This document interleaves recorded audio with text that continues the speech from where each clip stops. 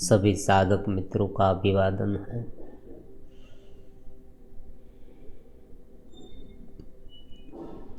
आज एक प्रश्न पर बात करेंगे। प्रश्न कुछ इस प्रकार का है, क्रिया ध्यान में से अक्रिया ध्यान तक कैसे जाए, कृपया मार्गदर्शन करें। क्रिया ध्यान में से अक्रिया ध्यान में कैसे जाए।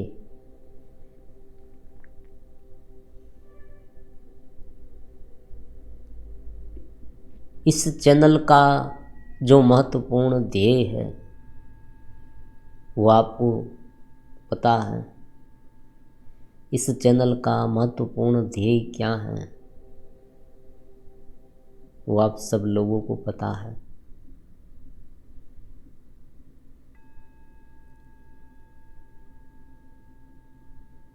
दिव्य चेतनवंतता की अनुभूति, आनंद की अनुभूति जो हमारे भीतर निरंतर बह रही है, जो सत्ता, जो चेतना, उनके आविर्भाव से ही ये सब कुछ हो रहा है।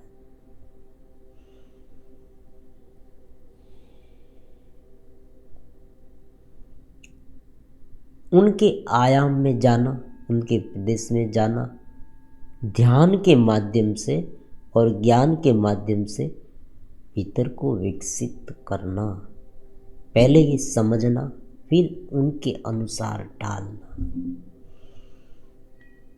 तो क्या होगा? चैतन्य बोध। देखो, ये थोड़ा डिफिकल्ट वर्ड लगेगा। चैतन्य बोध, आत्मस्थिति, परम तत्व की अनुभूति। लेकिन अगर इसे सरलता से समझना है तो नियमित रूप से ध्यान करना पड़ेगा। ध्यान दो प्रकार का होता है। यहाँ पर यही प्रश्न पूछा गया है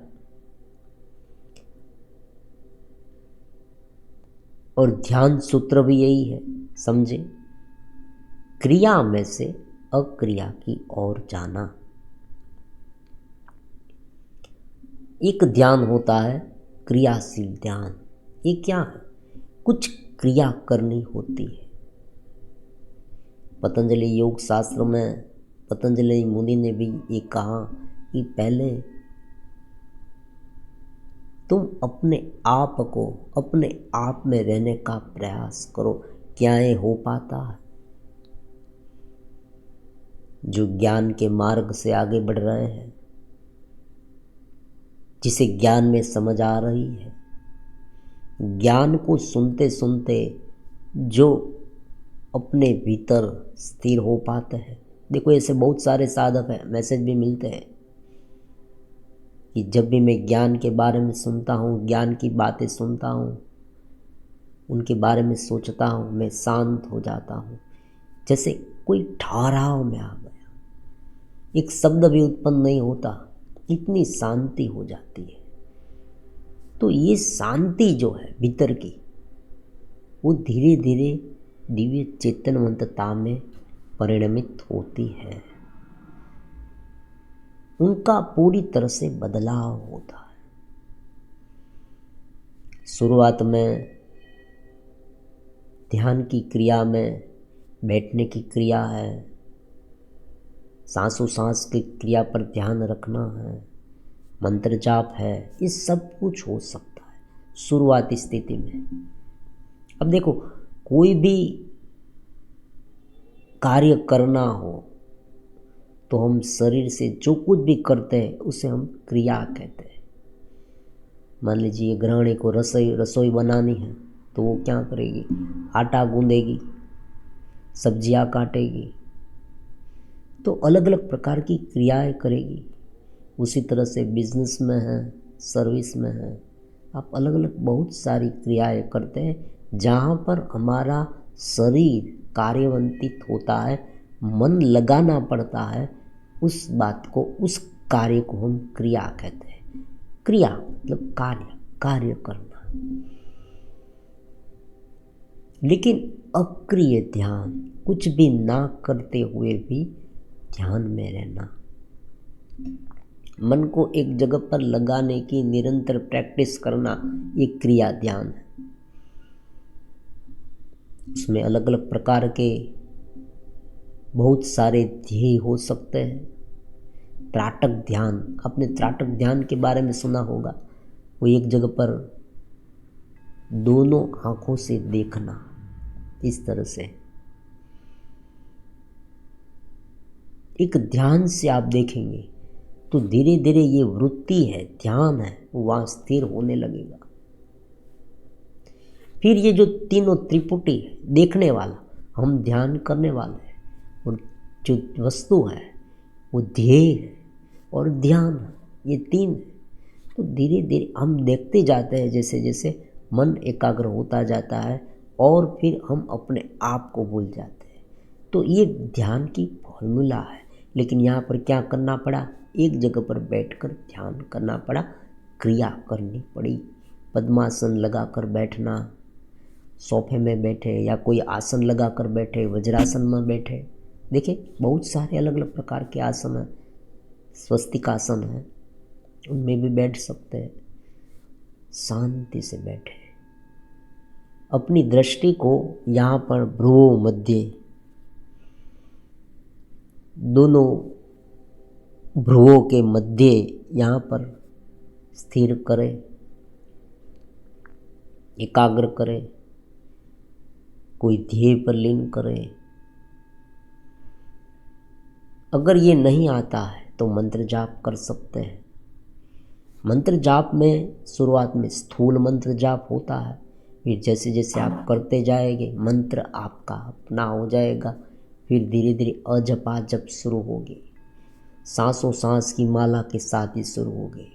लेकिन ये सब भी क्रिया वाले हैं, कुछ क्रिया तो होती ही है। लेकिन यहाँ पर हमें क्या करना है, अक्रिय ध्यान। अक्रिय ध्यान वास्तव में कोई ऐसी अलग बात नहीं है, समझे, ध्यान की ही एक उच्चतम स्थिति है। क्रियावान ध्यान करते करते अक्रिय ध्यान तक पहुंच सकते हैं। और जो व्यक्ति ज्ञानी है, जिसने ज्ञान से सब कुछ जान लिया है, जिसमें विवेक ज्ञान प्रकट हो गया है, जिनका चित्त थोड़ा बहुत शुद्ध है। अब इस तीनों को समझते हैं इस तरह से।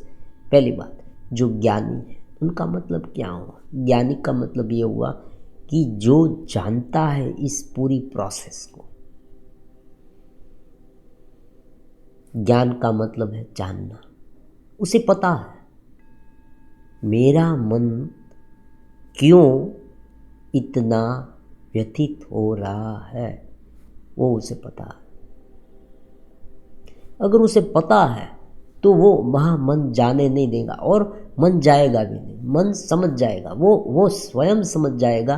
तो उनमें से तो मन उत्पन्न होता है, मन कोई अलग तो है नहीं। और जो छोटे मोटे जो आवेग है, इंद्रिय के विषय, मान लीजिए भूख लगी, आप कहेंगे ज्ञानी को क्या भूख नहीं लगती। मैंने बहुत अलग अलग मैसेज पढ़े हैं, लोग ये आर्ग्यूमेंट्स करते हैं कि विज्ञान हो गया तो क्या भूख नहीं लगेगी, क्या प्यास नहीं लगेगी, तो हमें खाना कौन खिलाएगा। देखो, सांसारिक प्रवृत्तियाँ तो करनी ही पड़ेगी, भूख लगनी, प्यास लगनी, अलग अलग प्रकार की जो इच्छाएं होनी। लेकिन हाँ, जो तीव्रतम विषय भोग है उनमें ब्रेक लग जाएगी। खाना, आहार की इच्छा होती है, लेकिन यही मिल जाए, ऐसा स्वादिष्ट भोजन ही मिले, ये जो इच्छा है ना, वो धीरे धीरे धीरे निर्मूल होती जाती है। क्यों? क्योंकि आनंद है ना, आनंद की खुदान हमें अपने भीतर मिल जाती है। इस चैनल का यही ध्येय है कि व्यक्ति स्वयं बोधोहम, व्यक्ति के भीतर ही आनंद की अनुभूति होने लगे, ताकि जो बाह्य विषय है वो उससे सहज लगने लगे। कोई व्यक्ति इस जगत की अलग अलग आपाधापी में फंसा हुआ है, जगत के विषयों में फंसा हुआ है, उसे यही लगता है कि यही बहुत अच्छा है, इनसे ही आनंद मुझे मिलेगा, यही मेरा जीवन है, मेरा जीवन का ध्येय यही है, सुख भोग यहाँ से ही मिलेगा। अगर ये मानकर व्यक्ति चलेगा तो आप लाख समझाओगे उसे, वो करेगा, दबाव से करेगा। आप इसे समझाओगे, वो स्वयं ये मानेगा, वो ये करेगा, लेकिन कितने दिन तक? और वो करेगा उसमें भी क्या, भीतर से वो उनके बारे में सोचता रहेगा जिनकी उसे भूख है, जिनकी उसे चाह है। इसे आसक्ति कहते हैं।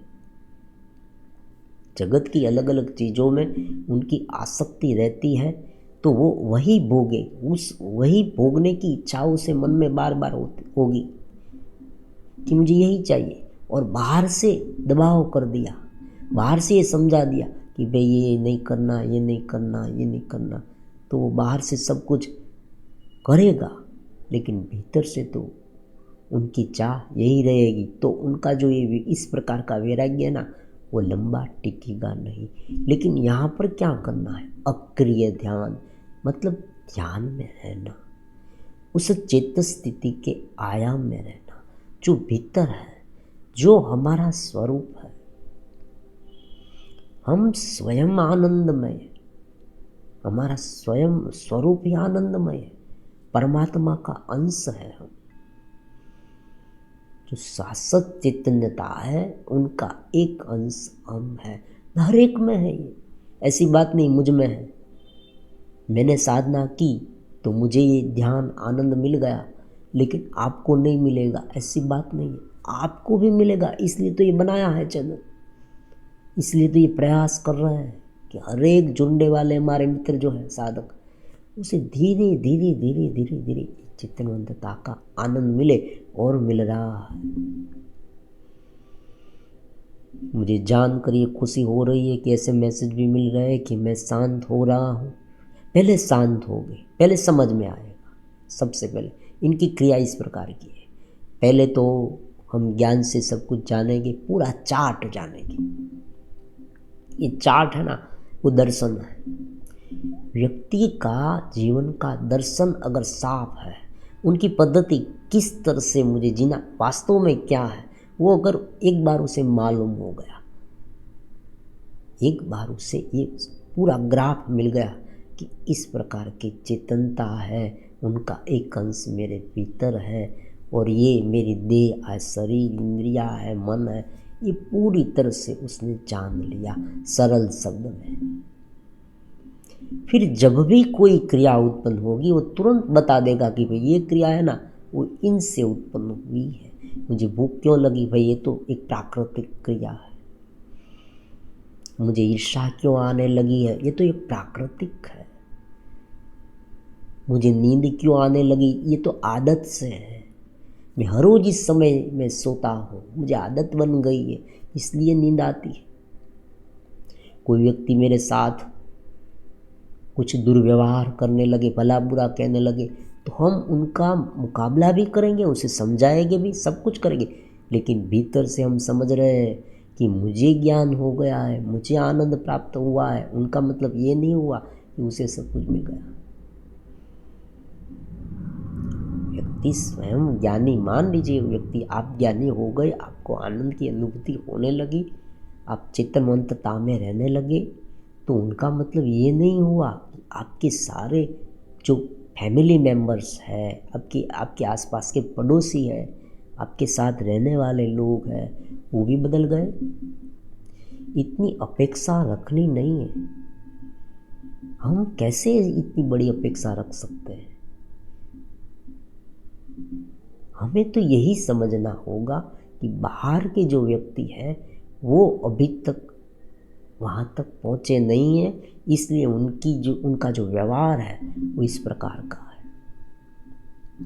हम उनके समझाएंगे कि भाई ऐसा मत करो, ये करो, ये ना करो, और अगर नहीं समझे तो कुछ और तरीके से भी समझाना पड़ता है, सब कुछ करना पड़ता है।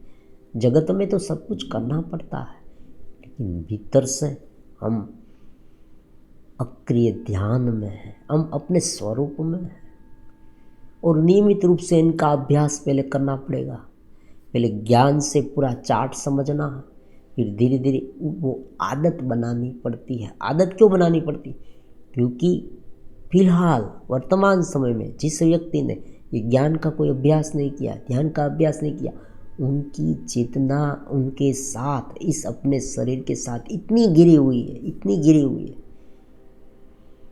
कि उसे अपने स्व का बोध नहीं होता, उनका आनंद का अनुभव नहीं होता। तो पहले ये करना पड़ेगा। नित्य श्रवण आप कर रहे हैं, ऐसे भी मैसेज मिल रहे हैं, तो बहुत स्वाभाविक बात है कि आपको ये हो रहा है, अब आप में बन रहा है।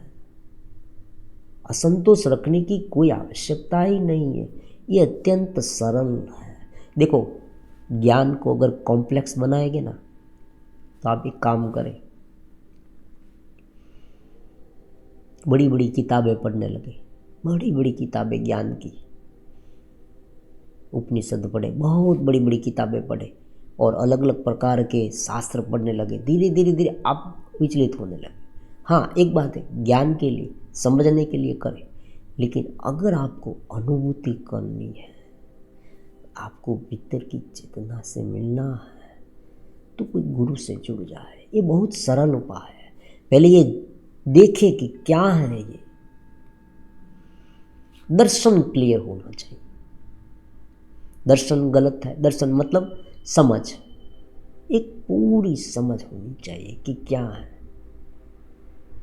ये समझ जितनी सटीक होगी, उतना ध्यान परिपक्व होगा। क्यों? क्योंकि बहुत स्वाभाविक बात है कि हमें उसे समझाना नहीं पड़ेगा, वो अपने आप समझ जाएगा कि ये इस प्रकार का है। एक और प्रकृति है, हमारा शरीर जो है वो प्रकृति है, हमारा मन प्रकृति है, स्मृति प्रकृति है, वृत्ति प्रकृति है। तो इसको पहले समझ ले। प्रकृति मतलब क्या, ये भी समझे। प्रकृति का अर्थ होता है जो हमें दिखाई दे रहा है, वो सुनाई दे रहा है, वो ये जगत में जो जो चीज़ हमें दिखाई दे रही है, वो एक प्रकार की प्रकृति, स्वभाव। आप ये भी कह सकते हैं, देखो, प्राण और प्रकृति साथ में जाती है। आपने इस शब्द का यूज़ बहुत उपयोग किया है, इस शब्द का।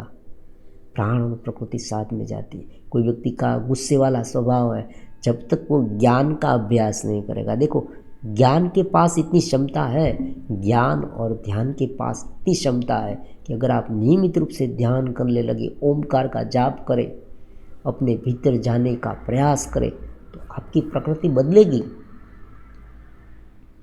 गुस्से वाला स्वभाव सहज हो जाएगा, चिंता वाला स्वभाव दूर हो सकता है, डिप्रेशन दूर हो सकता है, आप सुलझे हुए हो सकते हैं, बहुत कुछ होगा। जीवन के हर एक व्यवहार में इनका उपयोग होता है, क्योंकि अगर व्यक्ति स्वयं पूर्ण है, अगर व्यक्ति स्वयं भीतर से आनंद का अनुभव करने वाला है, तो उनकी सारी बाह्य जो क्रिया है ना, वो सहज होने वाली है। तो क्या करना है पहले? उनका सारांश क्या है? क्रिया करना। पहले क्रिया से अक्रिया तरफ जाना। ज्ञान के अभ्यास से ये हो सकता है।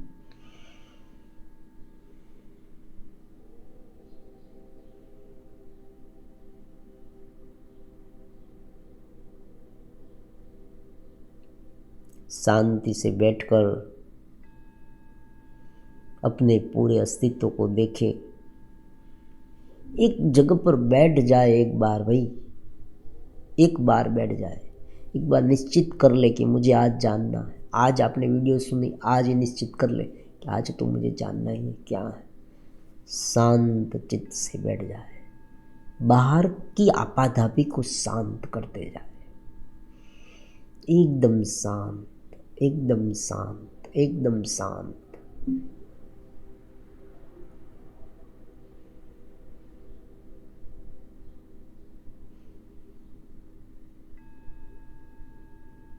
उनका अभ्यास कब करना है? या तो अर्ली मॉर्निंग कर सकते हैं या उस समय करें जब आप चेतनवंत हो, मतलब आप में चेतना पूरी मात्रा में आविर्भवित होती है, मतलब अनुभव में आ रही है। आप नींद में हो, आप आलस्य में हो, तब ये क्रिया नहीं करनी है, क्योंकि क्रिया करते करते अक्रिय में जाना है। कोई व्यक्ति ये कहता है, मैंने बहुत बार ये सुना है कि ध्यान करने की आवश्यकता ही नहीं है, तुम स्वयं ध्यान हो। तो ऐसा शुरुआत में नहीं होता। व्यक्ति को पहले समझना पड़ेगा, ज्ञान प्राप्त करना पड़ेगा, थोड़ा बहुत तो जानना पड़ेगा। फिर व्यक्ति धीरे धीरे साधक अपने आप ध्यान में रहने लगेगा। तो पहले जानना तो पड़ेगा ना। अगर उसने बहुत जाना है, लंबे समय से प्रयास किया है, मान लीजिए कोई मंत्र जाप से उसने अपना मन शुद्ध कर दिया है, शांत कर दिया है, वो ये जान गया है कि मेरे भीतर आनंद है, आत्मा है, चेतना, उसमें वो रहने लगा है, तो उसे क्रिया करने की आवश्यकता नहीं। फिर जो ये क्रिया करेगा ना, वो जगत के लिए होगी, मतलब कि अपनी रूटीन जो काम काज है, आप सब जानते हैं कि जो व्यक्ति समाज में रह रहा है वो सब काम काज करता रहता है। ये तो बहुत सामान्य बात है, ये तो तुरंत हो जाएगा। देखो, जगत की बात ऋषि मुनि बहुत कम करते हैं। आपने देखा होगा कि उपनिषदों में आत्मा परमात्मा की बात ज़्यादा कही है, जगत की बात बहुत कम कही गई है। क्यों? क्योंकि बहुत सामान्य है, ये इतना सरल हो जाएगा। क्योंकि परेशान करने वाली बात कौन सी है? समझे, परेशान करने वाली बात हमारी प्रकृति है, हमारा मन है, छुपे हुए संस्कार है, जो आदत बन गई है वो है। एक व्यक्ति सुबह अर्ली मॉर्निंग उठेगा, अपनी पूरी दिनचर्या उसने बना ली है, सहज हो गया है, वो अब भीतर से आनंदित है, उनकी सारी क्रिया सहज ही होगी, उसमें क्या नवीनता। और जब व्यक्ति आनंद में होगा, जब व्यक्ति एकाग्र होगा, जब व्यक्ति भीतर स्थिर होगा, तो जो कार्य 5 घंटे में होता है वो आधे घंटे में कर देगा, स्पीड से करेगा। अब देखिए, कोई काम करते हैं, वो काम में रुकावट क्यों आती है? हमें बुक्स पढ़ने लगते हैं, तब क्या होता है कि जब बुक्स पढ़ते हैं तब हमारा ध्यान दूसरी ओर होता है।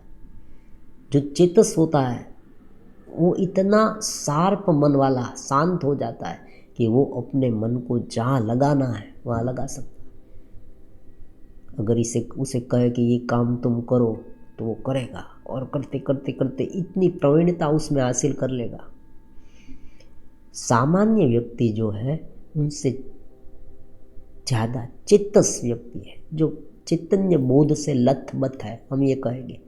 जैसे कोई नदी में स्नान करके बाहर आया हो, चेतना से लथबथ है।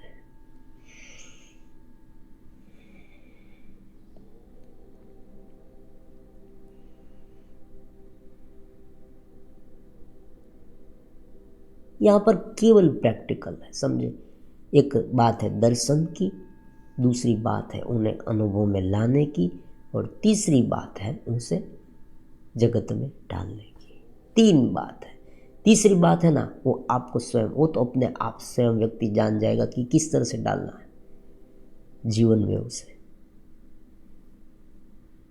क्रिया करते करते धीरे धीरे अक्रिय की ओर जाए और भीतर की चेतना में लीन होते